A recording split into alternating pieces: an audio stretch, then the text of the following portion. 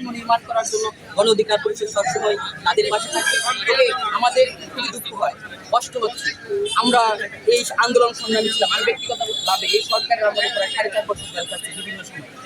আজকে যদি আমি এখনো যদি হুমকির মুখে থাকি, তাহলে তো আমি বলতে চাই যে পূর্বের সময়ের এখনের সময় ভিতরে পার্থক্য নেই। তাই আমি বিএনপি নেতা কর্মী তথা তারেক রহমানের কাছেও এইটা রাখতে চাই, আপনি এটা একটা সুব্যবস্থা করবেন। আমরা দেশে কারো প্রতিপক্ষ হতে চাই না, আমরা সবাই বন্ধু হিসাবে গণতান্ত্রিক সবাই যেন একত্রে আমরা রাজনীতি করতে পারি। দেশটা শেখ হাসিনা অনেক পিছিয়ে দিয়েছে, আমরা এই দেশটি সকল রাজনৈতিক দল মিলে, যাতে ডক্টর ইউনূস সাহেব রয়েছেন, উনি অত্যন্ত বিচক্ষণ এবং পৃথিবীর একজন ভালো মানুষ, পৃথিবীতে বিখ্যাত একজন ব্যক্তি, তার মধ্য দিয়েই আমরা এই দেশকে পুনর্গঠন করতে চাই। আর নির্বাচনের ব্যবস্থাপনার জন্য আমি এটা বলতে চাই, বর্তমান এই অন্তর্বর্তীকালীন সরকারের কাছে আমাদের অনুরোধ, দেশে একটা রুটম্যাপ হোক, নির্বাচনী ব্যবস্থাপনা তখনই দেওয়া উচিত।